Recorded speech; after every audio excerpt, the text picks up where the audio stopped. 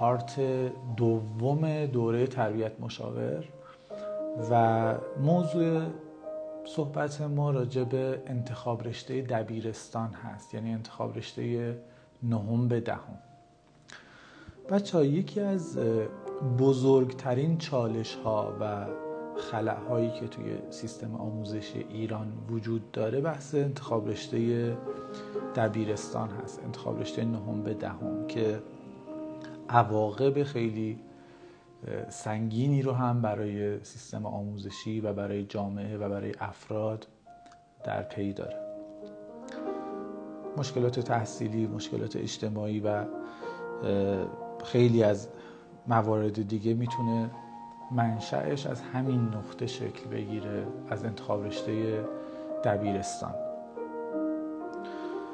و دلیلش هم یک انتخاب رشته اشتباه میتونه در دبیرستان باشه که این انتخاب رشته اشتباه قابل در حقیقت رفع هست، یعنی میتونیم این موضوع رو براش یک راهکاری داشته باشیم که بتونیم مرتفعش بکنیم و مشکل رو حل بکنیم، اما نیازمند یک سیستم قدرتمند استعدادیابی هست. ما نیاز به یک سیستم قدرتمند استعدادیابی داریم در ایران و فقدان این موضوع حس میشه. این سیستم قدرتمند میبایستی توسط افراد متخصص در تمام حوزه‌ها و شاید نیاز باشه که به مدت زمان 1 ماه افراد تحت آموزش قرار بگیرن و تو این آموزش هایی که انجام میشه براشون ازشون آزمون به عمل بیاد. این آموزش ها نه فقط یه سری امتحان و تست و اینها باشه، نه، آزمون ها کامل و جامع و در همه زمینه ها باید باشه، یعنی حتی آزمون های عملی هم باید تو حوزه های مختلف آموزش داده بشه و بعد از اون ارزیابی صورت بگیره که ما در نهایت بتونیم یک عدد مشخصی برای هر کدوم از حوزه ها داشته باشیم، یک نمره، یک امتیاز مشخصی برای هر کدوم از زمینه ها داشته باشیم که از اونجا بتونیم یک ارزیابی مناسبی داشته باشیم و بدونیم که حوزه هایی که مربوط به دایره شایستگیمون هستن چه حوزه هایی هستن. این پس لازمش یک چنین سیستم قدرتمندی هست که متاسفانه خلأش در ایران حس میشه. حالا راجع به بحث دایره شایستگی اشاره شد، حتما در جلوتر راجع به این موضوع صحبت خواهیم کرد. موردی که میخوایم اشاره کنیم انتخاب رشته دبیرستان یک تیتر خیلی خیلی مهم و تیتر خیلی تأثیرگذار در همه شاخص ها هست. قبلا هم ما راجع به این موضوع توی پارت اول صحبت کردیم که انتخاب رشته دبیرستان یا انتخاب رشته 9 به 10 در ایران بدون آگاهی لازم دانش آموزان انجام میشه. دانش آموز اطلاعاتی از رشته نداره، اطلاعاتی از شغل نداره، اطلاعاتی از هدف و علاقمندی نداره و با این اطلاعات ناقص تصمیم گیریش رو انجام میده.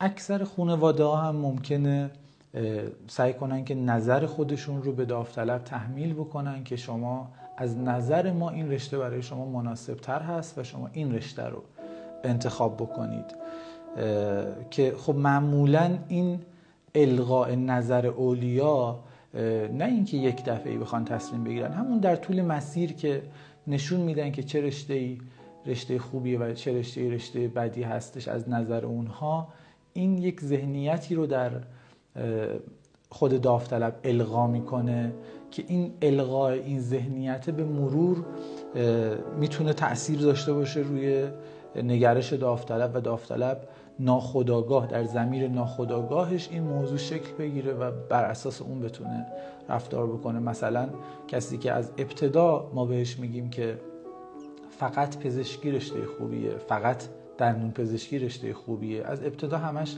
دغدغه این بوده، همیشه راجع به این محور صحبت شده، این شخص اگر بعدها به این نتیجه هم برسه که خب این رشته مناسبی براش نیست، باز تو ناخودآگاهش این قضیه هست و فکر میکنه که حتما داره مسیر رو اشتباه میره یا حتما میبایستی اون کار رو انجام بده، حتی اگر خودش اون باور رو نداره.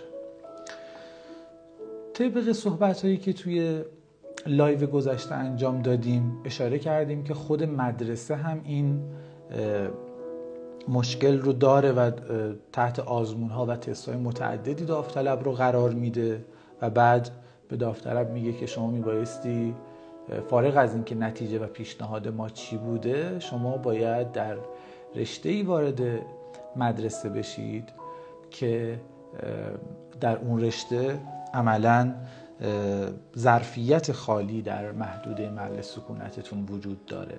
یعنی نهایتاً به این میرسیم، مگر اینکه شخص بخواد از مدارس غیر دولتی استفاده بکنه. معمولاً مشاورها هم بر اساس نمرات داوطلب نظر میدن. یعنی اگر من یک داوطلبی باشم که توی یک درسی مثل درس علوم نمره 17 کسب کرده باشم، خب بهش میگیم که شما رشته تجربی برات رشته مناسبی نیست و بهتره که یک گروه آزمایشی دیگه رو داشته باشی. کما اینکه اگر شاید من داوطلب چند ساعت بیشتر تایم میگذاشتم و این 17 من میشد 20، چطور ممکنه که اون موقع ما نظرمون این باشه که شما این رشته براتون رشته مناسبی هست و بهترین گزینه برای شما رشته تجربیه؟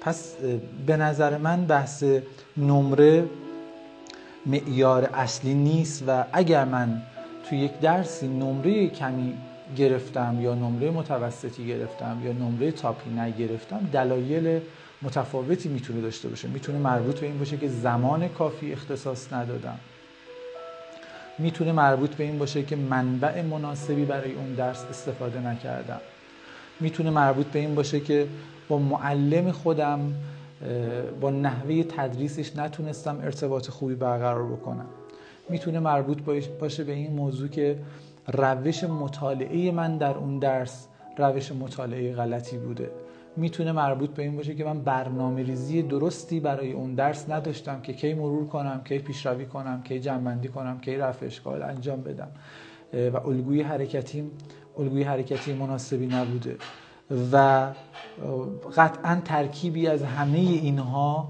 شاید یک گزینه نزدیکتر به واقعیت باشه. یعنی معمولاً همه این موارد تاثیرگذار هست. وقتی که ما نمره مطلوبی کسب نمی‌کنیم، تمام این مواردی که عرض کردم دلیل کسب اون نمره هستش. خب ما تو بخش اول لایو گفتیم که انتخاب رشته باید بر اساس اهدافمون باشه، یعنی در انتها ما رو به اهدافمون برسون و واقعیت اینه که رشته، شغل، کنکور، دانشگاه، اینها هیچ کدومشون هدف نیستند. همه اینها جز مسیرها به حساب میان. هیچ کدوم، یعنی ما به دنیا نیومدیم که کنکور بدیم، ما به دنیا نیومدیم که وارد دانشگاه بشیم، ما به دنیا نیومدیم که فلان شغل یا فلان رشته رو بخوایم براش وقت بذاریم و بخوایم به صورت آکادمیک اون رو بگذرونیم. پس اینها مسیرهایی هستن که وجود دارن و این مسیرها قرار هست که ما رو به اون اهداف مد نظرمون برسونه. خب پس ابتدا باید هدفمون رو خیلی دقیق و خیلی شفاف و یه هدف کاملا ارزشمندی رو مشخص بکنیم و بعد به دنبال مسیرش باشیم. این که من فکر کنم که ابتدا باید یک مسیر رو شناسایی کنم و اون مسیر رو انتخاب بکنم و برم، این یکی از مشکلات یا یکی از اشتباهات متداول اکثر داوطلب ها هستش. ما ابتدا میبایستی هدفمون رو کاملا دقیق و کاملا شفاف مشخص کنیم و بدونیم دقیقاً چه چیزی میخوایم، چون فقط تو این حالتی که میتونیم بهش دست پیدا بکنیم. پس مشکل اصلی داوطلب ها عدم آگاهی و شناخت هست. یعنی حتی داوطلب های ما فرق هدف و دوست داشتن رو هم نمیدونن و میان بر اساس اطلاعات ناقصشون تصمیم گیری میکنن و تصمیم گیریش هم و نتیجه اون تصمیم هم میشه همون اتفاقاتی که ما تو جامعه داریم میبینیم، از تغییر رشته‌های مکرر، از ترک تحصیل‌ها و اتفاقاتی که برای داوطلب‌ها میفته. خب پس البته خیلی از دانش آموزا اینجوری هستن یعنی اینکه به مسیر توجه میکنن، فکر نکنیم یه تعداد محدودی از بچه‌ها دارن به مسیر توجه میکنن. خیلی ها به دلیل عدم شناخت و عدم آگاهی که دارن ناخودآگاه به این اتفاق براشون میفته و توجه بیشترشون به مسیر هستش. خب مثلا مثل چی؟ مثل این که مثلا من یه رشته‌ای رو دوست دارم، خب این میشه معیار انتخاب داوطلب. من توی این رشته میخوام وارد بشم به دلیل اینکه درس هام تو این زمینه قوی تر. خب اینا جملاتی هست که زیاد شنیدیم از داوطلب ها. یا من از این درس خوشم نمیاد، به خاطر همین اون رشته رو به هیچ عنوان انتخاب نمیکنم. یا بعضیا دنبال یک مسیر ساده میگردن و احساس میکنن که این مسیر کم ریسک تریه، انرژی کمتر، زمان کمتر اختصاص میدم به اون و اون رو به عنوان علاقمندی خودم میام معرفی میکنم. یه مثال میزنم بچه، مثلا یک داوطلبی که میگه من علاقمند به موسیقی هستم و میخوام موسیقی بخونم.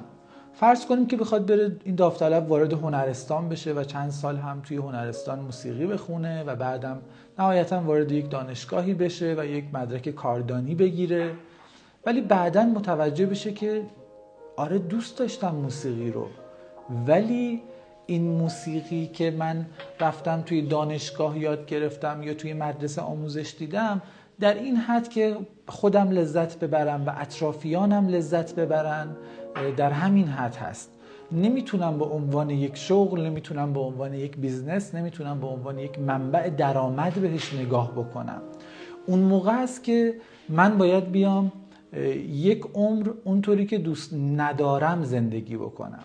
اون موقع است که من 5 سال وقت گذاشتم، 5 سال اومدم کارهایی رو انجام دادم که اون کارها رو به زعم خودم دوست داشتم و حالا باید یک عمر اونطوری زندگی بکنم که دوست ندارم. چطور ما میتونیم به این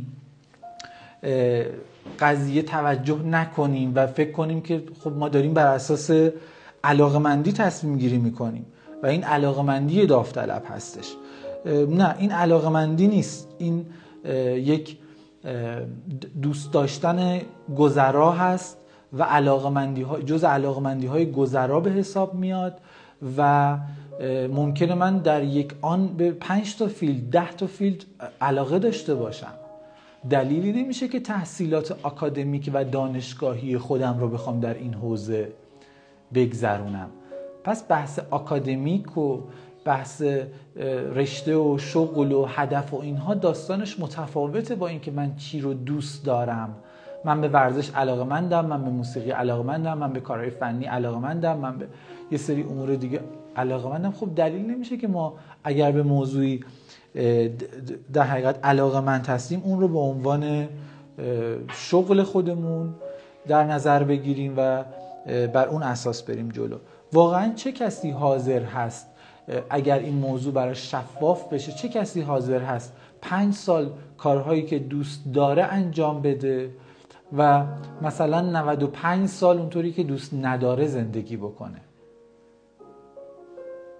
کدوم داوطلب، کدوم دانش آموز، کدوم دانشجو حاضر هست که چنین انتخابی رو داشته باشه؟ پس این انتخاب ها داره اتفاق میفته تو جامعه، ولی به خاطر عدم آگاهی هست. ما هم کاملا احترام میذاریم به این که افراد میبایستی بر اساس علاقمندی حرکت بکنن، اما علاقمندی پرمننت، نه اینکه من الان چی دوست دارم. این که اسمش علاقمندی نیست. من الان تمایل دارم این کار رو انجام بدم. همون مثال هایی که چند دقیقه پیش زدم، از اون درس خوشم نمیاد، اونجا نمرم کمتره، اونو بیشتر دوست دارم.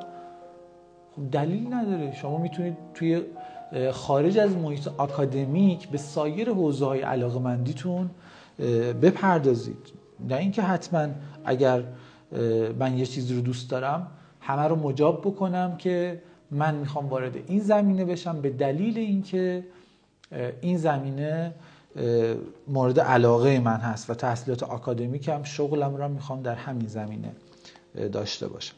یه زمانی هستش که شما توی یک کشور دیگه هستید، مثلا کشور سوئیس یا کشور فنلاند، داستان متفاوته. شخص ابتدا یک شناسایی درستی از علاقه‌مندیش انجام میشه و روش کار میکنه و خودش رو ارتقا میده و در نهایت هم سعی میکنه در اون حوزه وارد بازار کار بشه. اگر هم کار پیدا نکنه، به هر حال تا زمانی که بتونه کار پیدا بکنه، دولت بهش حقوق پرداخت میکنه، یک کمک هزینه‌ای پرداخت میکنه که عملا شخص دچار مشکل نمیشه. ولی ما تو اینجا افرادی رو داریم که تو مقطع کارشناسی ارشدشون هم میرن، بعد تازه متوجه میشن که کل مسیر رو اشتباه کردن و حالا حاضرن 10 سال دیگه تایم بذارن و از صفر شروع کنن که بتونن درآمد داشته باشن.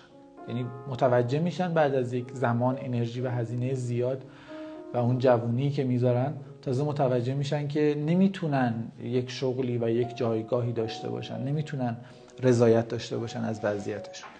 آقای وارن بافت تو کتاب هنر خوب زیستن یک بخشی داره به نام دایره شایستگی.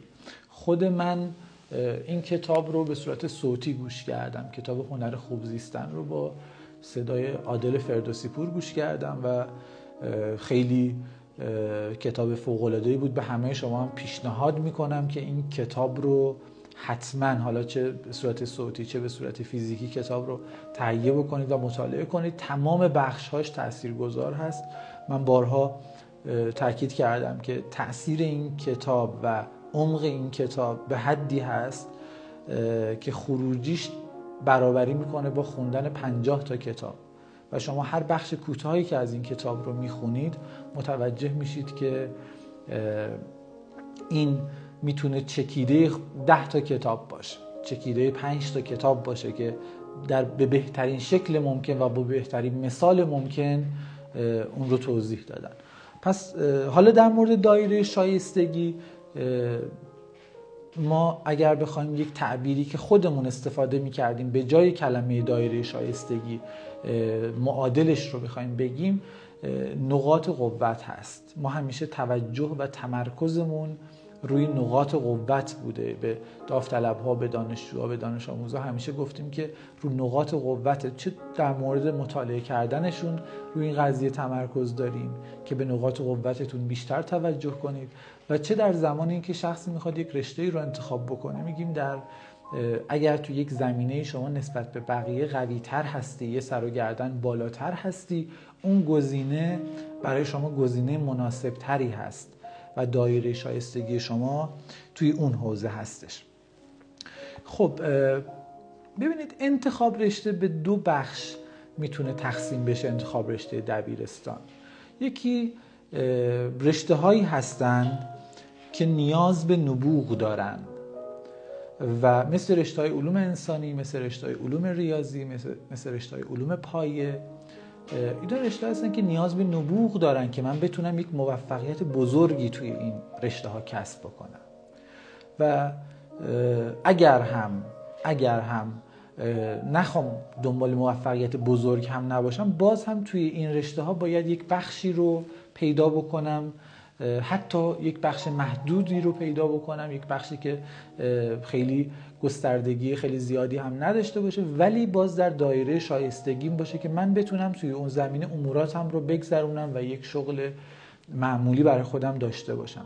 ما توی این رشته ها واقعیتش اینه که اینقدر بحث استخدام و کار توی این حوزه ها کم هست که ما میتونیم بگیم تقریباً از اون میزانی که هست میتونیم صرف نظر کنیم و بگیم ما توی این زمینه ها استخدامی نداریم. به امید اینکه توی رشته‌های علوم انسانی و علوم ریاضی و علوم پایه وارد بازار کار بشید، مدرک دانشگاهی بگیرید و به واسطه مدرکتون وارد دانشگاه بشید، به این امید هیچ وقت وارد این رشته ها نشید. اگر فکر میکنید توی این زمینه، توی یکی از این حوزه ها قوی هستید و حرفی برای گفتن دارید و جزء دایره شایستگیتون هست، خب این هیچ مشکلی نداره و کار هوشمندانه‌ای هست که این اتفاق بیفته. اگر هم ما نبوغی نداریم، میتونیم وارد رشته هایی که در گروه علوم پزشکی هستن بشیم. وارد شدن به رشته های گروه علوم پزشکی نیاز به نبوغ نداره. شاید تعجب بکنید بگید که خب مگه سخت‌تر نیست؟ تجربی که خب کنکور داره و سخت‌تر هست وارد شدن بهش. من دارم راجع به کل فرایند صحبت میکنم، نه راجع به وارد شدن. کما اینکه تو اون مورد اول هم ما دانشگاهی بدون کنکور بسیار زیادی داریم، یعنی اصلا ورود همینجوری بیا ثبت نام کن، ورودش اصلا هیچ مشکلی نداره، فقط بعد به صورت اینترنتی برید ثبت نامتون رو انجام بدید. پس مسئله برایند همه اون موضوع هستش. آخه باز ممکنه یه سوال دیگه براتون پیش بیاد، بگید تو آخه تعداد افرادی که قبول میشن توی این حوزه ها کم. بله، ولی من براتون مثال نغز میارم. 5000 نفر میتونن در رشته های خوب قبول بشن، دندون پزشکی، دارو، فیزیوتراپی، داروسازی، حالا مثلا دامپزشکی. خب 5000 نفر اول میتونن توی رشته های تاپ قبول بشن دیگه. سوال من اینه، ما 5000 تا نابغه داریم، 5000 تا نابغه توی یک گروه آزمایشی خاص در یک سال خاص داریم. چنین چیزی منطقی به نظر میاد.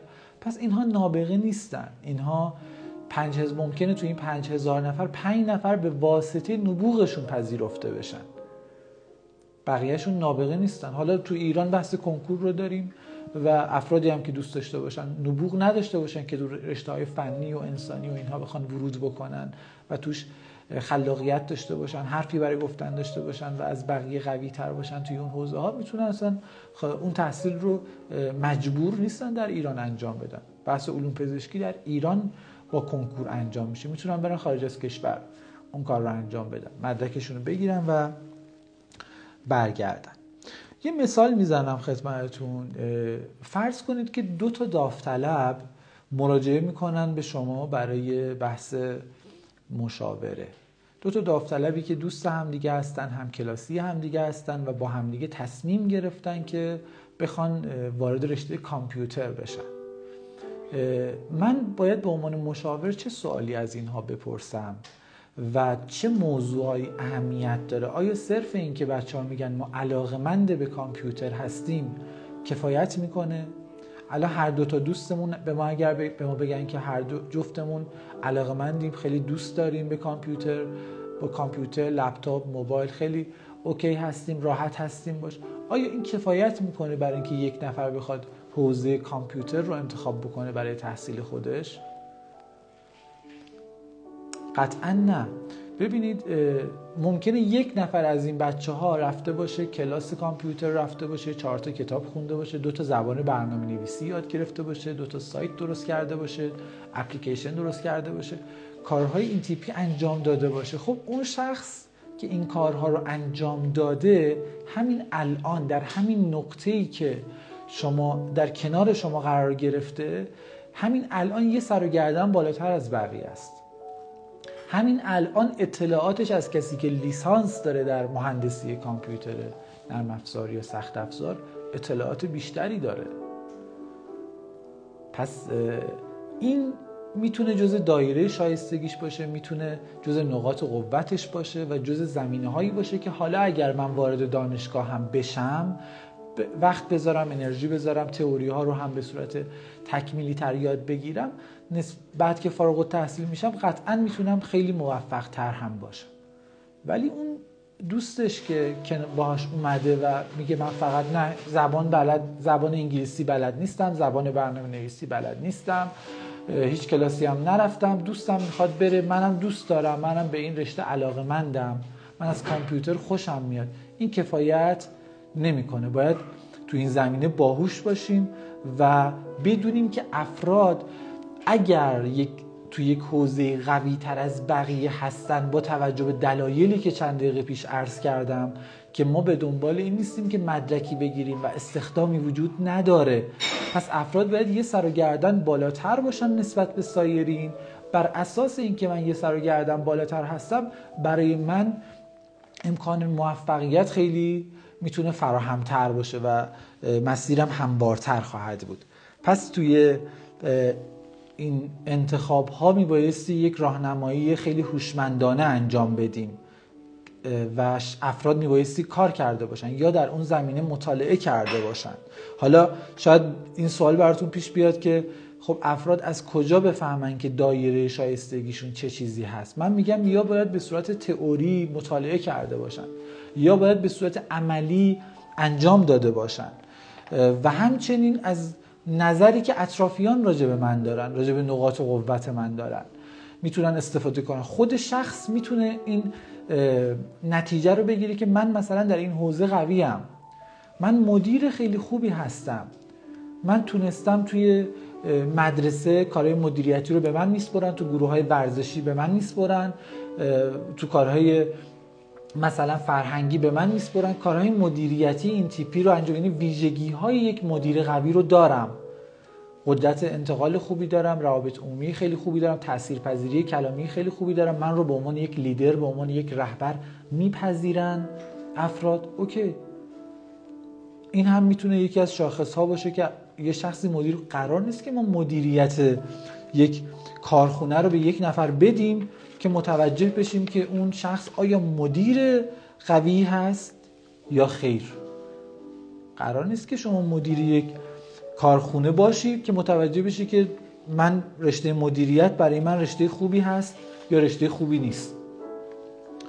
خب مورد بعدی که میخوام اشاره بکنم این هستش که یه سوالی مطرح میشه و اونم اینه که خب ما یه سری آزمون ها و تست هایی از بچه ها میگیریم که حالا تست تیپ شخصیتی و تست هوش و تست ریبن و سایر تست هایی که وجود داره برای اینکه بتونیم وضعیت داوطلب رو ارزیابی کنیم.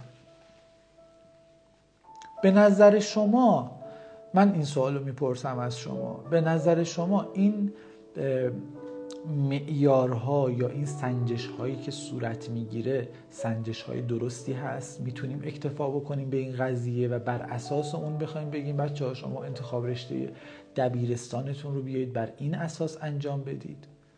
آیا چنین چیزی هوشمندانه است به نظر شما؟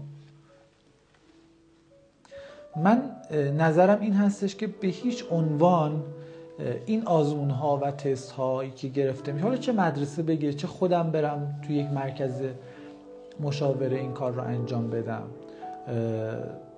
اینها نمیتونه معیار دقیقی باشه. اینها آزمون های استاتیک هست، یک آزمون های پویایی نیست، آزمون هایی نیست که با هوش مصنوعی باشه، پر کیس باشه، و یه سری آزمون های استاتیک هست که ممکنه در این حد که یک مقدار